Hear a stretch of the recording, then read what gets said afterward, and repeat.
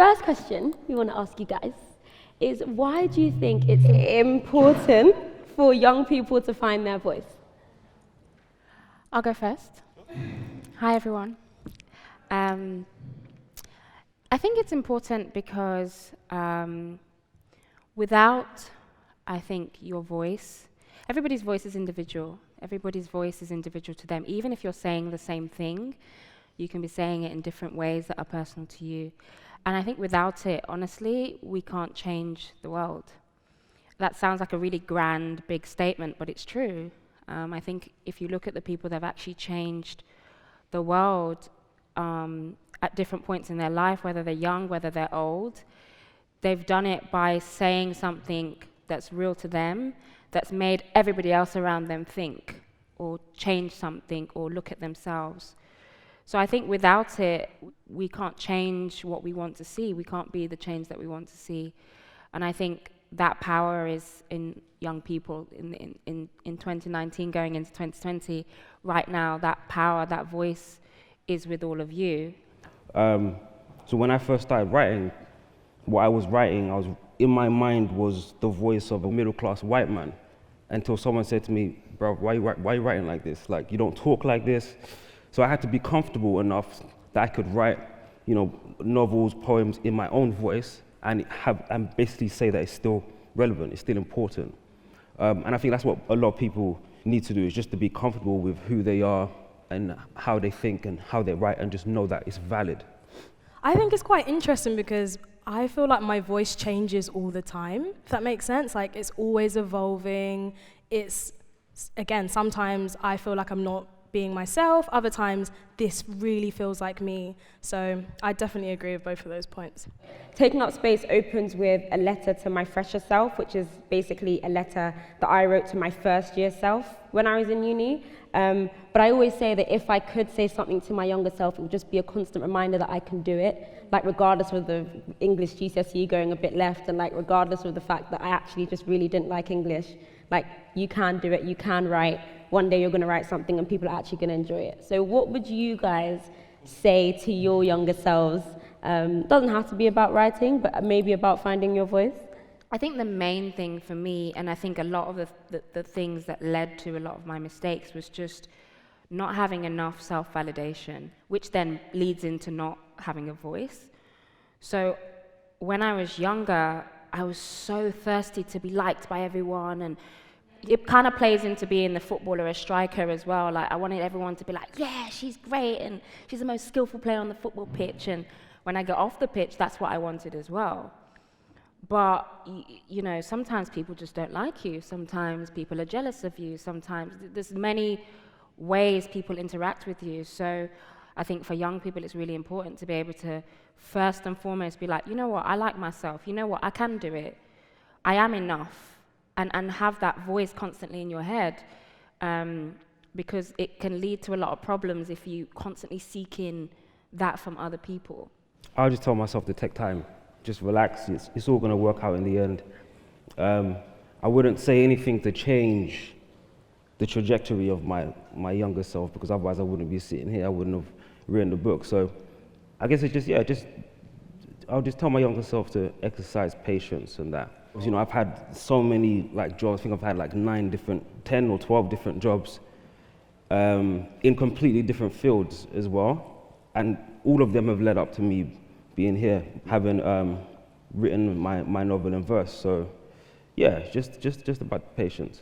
When you were saying that you wish you would tell your younger self that it's all going to work out, I wish I had told myself that all through uni, all through when I was kind of at the end of secondary school, regardless of all the law jobs you get rejected from, regardless of the number of times that you have to try and tell your dad you're not doing that law degree, something's going to work out and you're actually going to still end up doing, fulfilling your dreams and being really happy. And I can relate to that. Yeah. That when after I did law, I got so many rejections, that my mom had to start hiding the letters. So I actually, in my head, I thought, I've only been rejected by 10, and thought that was all right. I'd been rejected by about 20 law firms. And that's just, again, rejection's part of life, and you can still end up, to your point, you can still end up where you end up. And ironically, one of the law firms that rejected me, I spoke there about 3 weeks ago, about my book, and it was a full house, and I was just sitting there like, you know what? These people rejected me, but it's full circle, you know, and you never know where where that rejection's gonna take you. How have you been able to find your confidence? I mean, even coming here and being able to speak passionately and fluently about what you do, maybe, you know, your struggles, barriers, what would you say have been the ways that you've been able to kind of build your confidence? I don't think I've built my confidence yet. I feel like it's still a work in progress. And with writing, there's always like 5 minutes where you read back something you've written and edited loads of time, be like, oh, this is all right. And that's when you have to send it to your editor quickly, because if you wait another 5 minutes, you're gonna read it and be like, this is absolute rubbish. Do you know what I mean? When I first started writing, That Reminds Me, I sent a couple of verses to a writer called Musa Okwonga. He's a good friend of mine. I sent it to him, and he called me up straight away and was like, we're gonna get this published. And him believing in me gave me confidence. I think, yeah, just that thing of other people having confidence in you is so important. And just a kind of a word for you guys, like, be the people who big up your friends as well. I'm so grateful that I mean, Chelsea and I had each other throughout this whole writing process to bounce off each other, like, nah, all right, what are you on about? This is good. And that was really important for us during this whole process of writing. So I think, yeah, as much as like I was saying earlier, it's definitely a journey. I think having other people to believe in you at the times that you don't believe in yourself definitely helps. To surround yourself with like good energy, good vibes. After publishing Taking Up Space, the one thing that I found really difficult was that I felt really accessible, that people kind of all of a sudden know all of this information about you, and at any moment somebody could come up to you and maybe feel entitled to, you know, your time to be able to speak in depth about issues that are quite traumatic and, you know, we've had to go through and really sit down and talk about. So I think from a mental health perspective, I just wanted to know like how you guys have dealt with your own mental health. It might be in relation to the book or just in general. Yeah, I mean, for me, because I started writing this when I was like in a mental health facility, so coming out and people asking me questions about it, it wasn't much because I'd already hit rock bottom. But luckily I had like an amazing team. Like Merky books have been amazing. You know, my amazing publicist, Kate McQuaid, she sat down with me and she said, okay, what would you like me to tell journalists that you do not want to talk about? And she brought up answers to like generic questions, and you know, she was just like, I can prep everything for you. And you know, that was amazing because they wanted to protect my mental health. I think that's really important for publishers to do as well, especially when you've written a book that is quite personal to you, like, you know, all of us have. I completely understand what you're saying in terms of that accessibility, that vulnerability. But I realize that vulnerability is powerful, and actually not like caring too much about the things in the book that are actually quite touchy was okay because it was going to help somebody in the same situation.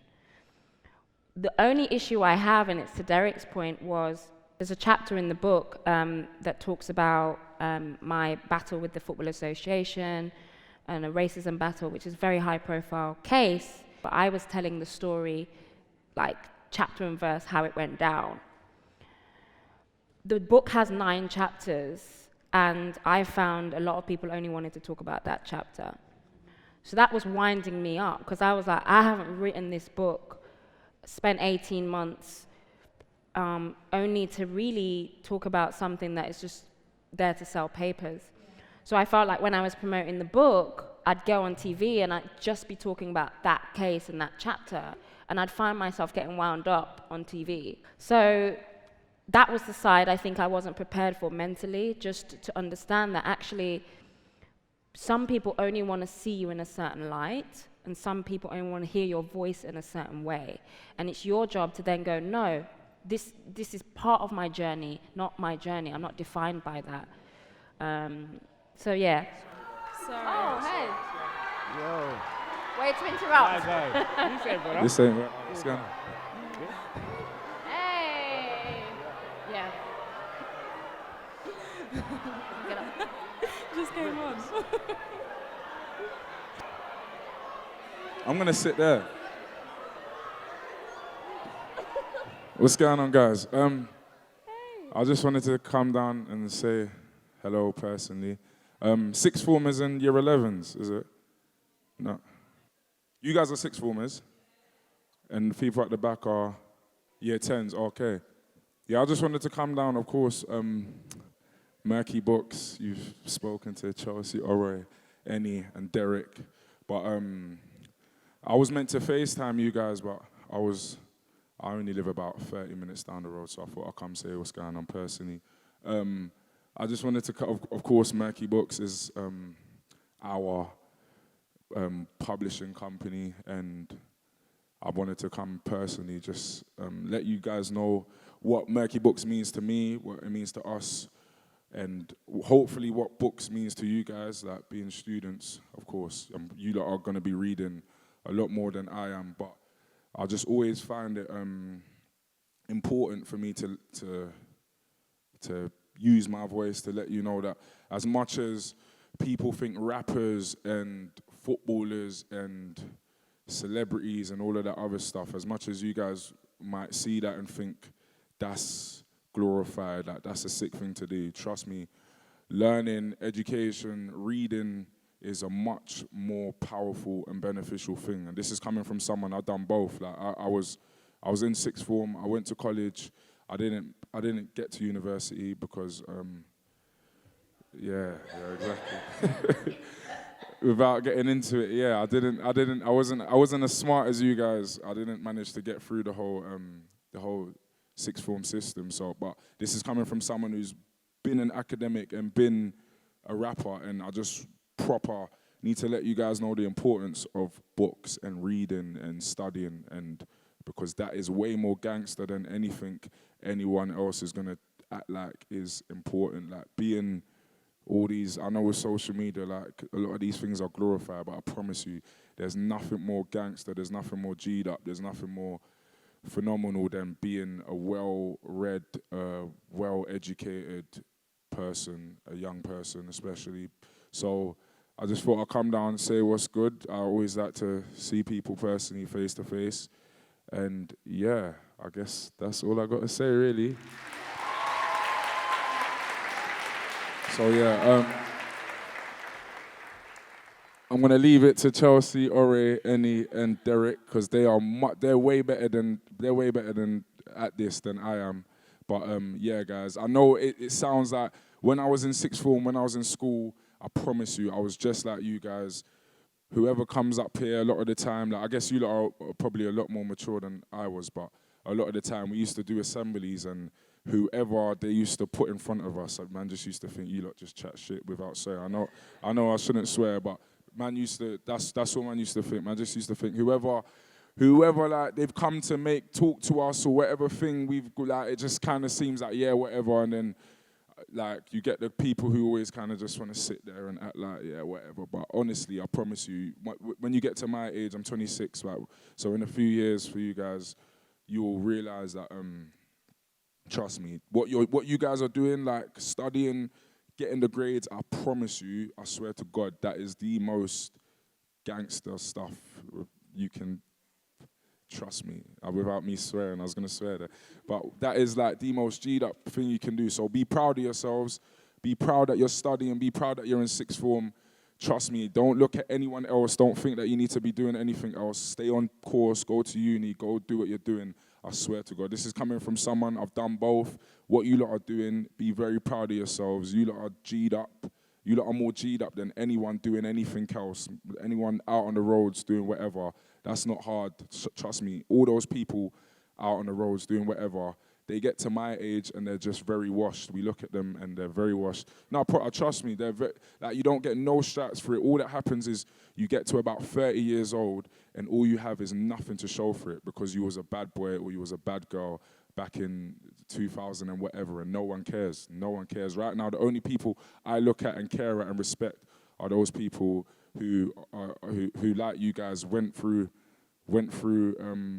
and followed their dreams and became something actually prominent, something legal, something, do you know what I mean? Something that you can register. Yeah, trust me, there's bare man my age that can't get a mortgage and all of that because their credit is through the ground, do you know what I mean? Because when they should have been studying, they thought books, they thought reading, they thought college, that's dead. They thought, and trust me, all those people, the class clowns, the person who thought he was too greasy to listen to phenomenal speakers like these guys, trust me, they mean nothing in this world to me right now. They didn't get out, they didn't focus.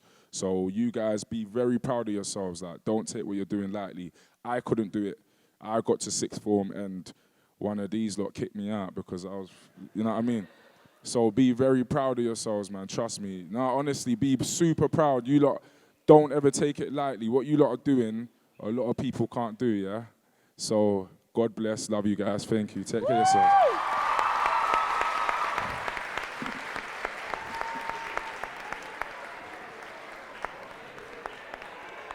Thanks, Stormzy. Yeah, I hope that's all given you some inspiration. So please ask any questions. Ask us anything. Anything. Question over here. Hi, my name's Jed. I Hi. play sports, so I play basketball. I wanted to know how to deal with anxiety with sports and feeling down on yourself and stuff like that. When I was at Chelsea for 6 years. And as I said, I was a striker, so there's a lot of pressure on strikers to score goals. And I had a lot of anxiety, actually, through failure. And the best way I dealt with it was to just say to myself, okay, if I fail or if I don't score, if I don't win, what's the worst that's going to happen? And I literally would write it down, like, what are literally the worst things that are going to happen? Okay, people are going to say I lost, or people are going to maybe say bad things about my team, but I'm still going to be a good footballer. I'm still going to be someone who's done things, good things before, and can do good things after. And I think when I let go of that fear and that pressure, I was able to go into the game, enjoy it for what it was, give my best, because literally that's all you can do. All you can do is give your best. The rest you can't really control. I think a lot of our anxiety comes from worrying about things that we can't control. So you've got to zoom in on what you can control, but also to the things you can't control, just be like, well, what's the worst that's going to happen anyway? No one's going to die. And you'll see that it frees you a lot in terms of that pressure on your head in terms of sport. There's a few, yeah. Hi, my name is Joshua, and I produce and write music in my free time. But I was just wondering, how is it that you maintain your sense of purpose when you go to create? For me, the way I do it, I'm not saying that everyone should do it like this, but my approach is counterintuitive. So I just believe I have no purpose, and I'm doing it because I just enjoy doing it. And whatever comes from that. Do you know what I mean? I think when you feel like you have a purpose, you become very hard on yourself. You start to worry that you're not doing things in time. Your time's going to run out. Is this person doing it better than I'm doing it? But when you just believe that this is all, end of the day, this sounds nihilistic, but at the end of the day, it doesn't really matter, but I'm doing it because I enjoy it, and I enjoy reading back what I've written, I think, or what I've recorded. Do you know what I mean? I'm a Christian, so for me, I'm prayerful, and I believe a lot in having a God-given purpose, and that for me always keeps me going. I feel like I'm doing exactly what God wants me to be doing right now. So I keep that in mind because I know that when things work out and it leads to the next thing that works out and it leads to the next thing that works out, that I'm on the right track. Any other questions? Hi, my name is Isak. So this is a question for Chelsea and Ore. So at the beginning, you were talking about how English wasn't your speciality, you weren't really good at it, but you managed to write a book. And obviously in modern day society, education is the key for a lot of things. But I was wondering, what advice do you give to someone that's trying to look for an alternative route because they might not be as academic as they should be, if that makes sense? I think if you feel like you're not super academic, I don't think that's the end of the world, because I feel like I know a lot of people who weren't very academic when they were at school either, but have still found things that they're super passionate about and have found things that have made them happy, and that they feel like they are gifted in and tapped into the gifts that they do have. I don't think we can expect everyone to be super academic. Me not being good at English, I was good at other stuff though, so I'm not gonna lie and be like I wasn't academic. You went to Cambridge, man, come on. Yeah, so but I'm just saying, I don't think you have to be academic to be doing like amazing things, to be breaking down barriers, to be using your voice, to be super confident. I think it's just about finding what it is that you are good at, finding what your gifts actually are. I might have been rubbish at English as a lesson, but I clearly have some kind of way with words, just not quite in the way that my curriculum allowed me to. And that's okay, but I just found that, and it took me going to uni and finishing uni to find that, yeah, English as a subject might not have been my thing, but like I have a thing with words. People who sing, people who rap also love words. Doesn't necessarily mean that they're going to be great at English. So it's not always just about like the academy and what's academic. You can have gifts and talents and passions outside of that as well. Yeah, great question. Can I just add to that as well? Just for me personally, quite similar to Stormzy, I was kicked out of sixth form, and then I just started working. I went to university when I was 24, and yeah, exactly. But that was the time that I was ready to go. And when I got to uni, I didn't know how to write. I didn't know what a semicolon was when I got to uni. I'd never read a book cover to cover.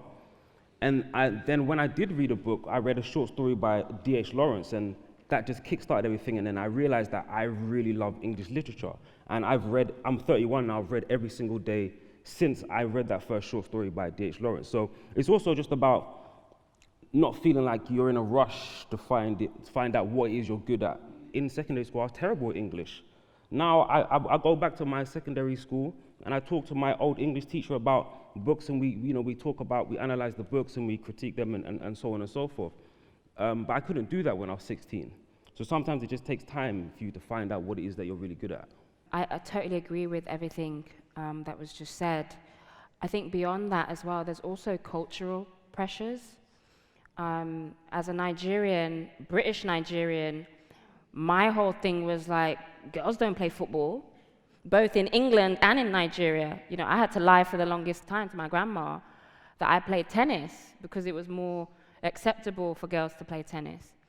So there's also cultural pressures, and I'm sure everyone in this room will have some sort of cultural expectation one way or another. And I think a lot of the common cultural expectations, certainly in African cultures, is become a doctor, a lawyer, pharmacist, chemist, engineer. That's it. Anything outside of that, it's almost like that's not the path for you. But if you look at some of the people that have succeeded, you know, who've become amazing in their fields, writers, musicians, whiz kids, all these people, they had to break out of those molds. So I think you got to be brave enough as well to kind of be like, no, this is my talent, this is my gift, and just go for it. That gift, that's your superpower, man. Like, seriously. Yeah. I think for me, I've actually been lucky to be able to do both as well. So maybe don't look at it as a binary of having to, you have to do this and you have to choose this. I'm going to become a solicitor, but then I also have, you know, the book on the side and this kind of public profile, but I've found a way for them to mesh together, and actually it works really well. So maybe explore ways in which you can kind of do both at the same time, if you have the opportunity to. Any other questions? Hi, my name's Ore. When failure came about, how did you overcome it? I actually don't deal with failure very well, but for me, like, changing how I see failure has been very important for me. So I don't see it as failure anymore. I see it as like a redirection. So every law job that I didn't get gave me room to apply for things that I loved. It took however many law job rejections to give me the courage to tell my dad that I'm not doing this law thing anymore. It took all those law job rejections and all that kind of being in that really low point to write my first ever article, which is what inspired me to go to journalism school. So I don't see it as a failure anymore, because I'm like, every single thing that I've seen as a failure has happened for a reason, and it's led me to something else. I wanted to go to LSE so badly, and they rejected me, and I thought my whole world had shattered, only to find out that I was going to get accepted to Cambridge the next day. So like, it's all like, change how you see it. Like, it's not failure, it's a redirection. So yeah, I hope that's answered your question. Everything she said. Yeah. So for me, failure is like getting like really bad reviews about my book. So if I do see a bad review, what I do is, my favorite book is The Great Gatsby. I go and look at the negative reviews of The Great Gatsby and think, if people thought this book was rubbish, why would they not think my book is rubbish? Because I think that book is the greatest book ever written. And then I feel better about myself. So in a sense, I look at other people's failures to make sense of my own, which sounds negative, but it's not really. as Ore said, failures are redirections massively. I know it sounds like a quote on Instagram, but it really is. Like, you got to see it that way, because you don't know where you're going to end up. And I think when I started to see it that way too, it counterintuitively, you probably fail less because you're not fearful. There's so much fear. If anyone can go on YouTube later, go and look at Will Smith's videos on fear, like, you know, conquering fear, because everything on the other side of that fear is amazing. Once you conquer that fear of failure, you enjoy life so much more, because it's like, well, this is not an obstacle anymore. It's just something that I can try. If it doesn't work out, okay, I do something different. Because a lot of the time, we don't realize how multidimensional we are. We don't have to do one thing. We can do so many other things and be redirected, as you said. So you got to find your own way of, like, conquering that failure that you feel. Hi. I just wanted to ask, when writing a book, how did you manage your time? And I guess in general, when pursuing something you're passionate about, how do you organize your time? So whilst we were writing Taking Up Space, Ore was in New York doing Columbia Journalism School, and I was on my first year at law school. So I think for us, practically speaking, it was literally just kind of finding times in the day where we could just sit down and write, and it didn't necessarily have to be, we need to do 5,000 words today and we need to do it now. Maybe like jotting down ideas, you know, going through Facebook and looking at our like old university times and looking at pictures and stuff. I think anything that helped the writing process and helped us to visualize our experience, that was the best way to do it. But it pretty much was kind of finding slots in the day, well, for me anyway, to be able to write. I think I also had to make the time. Like, I think you have to learn to sacrifice. And because in my head, I was kind of seeing the bigger picture. Like, yes, I had all my friends in New York who were like, oh, let's go do this, let's go do this. And some days I could go, but other days I'd actually have to be like, I have to be the one that, like, sorry, I have to go home early because I told myself I was going to get 1,000 words done today. Make the time, make the sacrifices. You're going to have to miss some nights out, and your friends are going to have to be understanding every so often. And it will come around. I almost don't want to give my answer now because it's going to sound so absolutely romantic, but I can't sit down and make time to write. Like, if an idea comes to me and I feel like it's marinated in my mind long enough, then I feel like I can write it. So sometimes I'm on the train somewhere and I feel like, okay, the idea is ready to put down on paper. I'll get off the train and write it on the train platform. So I'll sit down there for like an hour, get charged double on my Oyster card, but I have to write it down. I really find that when I plan to write at this time, I always end up on like Netflix or something because I don't want to do it feels like work. And once it feels like work, I feel like I'm going to force something out that's not, I guess, authentic or whatever. But I wish I could write like this, to just have time. Okay, I want to spend 3 hours writing this. It just doesn't work for me like that. It's amazing how, again, everyone's creative in their own way, I guess. Yeah, it's really different. I wanted to ask if you ever felt like you've lost your voice or your power, and if so, how did you like deal with it or gain it back? I do feel like there's times when I've tempered my voice or edited it or just been like, do you know what? It's going to be stressful for me to speak into this situation. So I recently started working as a female pundit in men's football, in Premier League football. So I'm one of 2 women, literally, that do it. And that's a big responsibility because I know as soon as I get on TV speaking about men's football, I'm going to be criticized because you're different. And a lot of the time, when I get that criticism or see that criticism, it's a temptation to go, what are you talking about? And prove that I'm worthy to be there. But a lot of the time, I've realized that's energy that I just don't need to deal with. You can't fight every fight. So a lot of the time, my voice is actually just being there, just doing what I need to do in the best way possible to show that loads of women before me and after me can do it too. So I think in terms of voice, it's also knowing when to use it. Because there's a lot of people that just say stupid things or try and get a reaction out of you. And actually, you have to lower yourself to meet their reaction, but you're above it anyway. And sometimes I've made mistakes and I've argued with people that are not even worth it.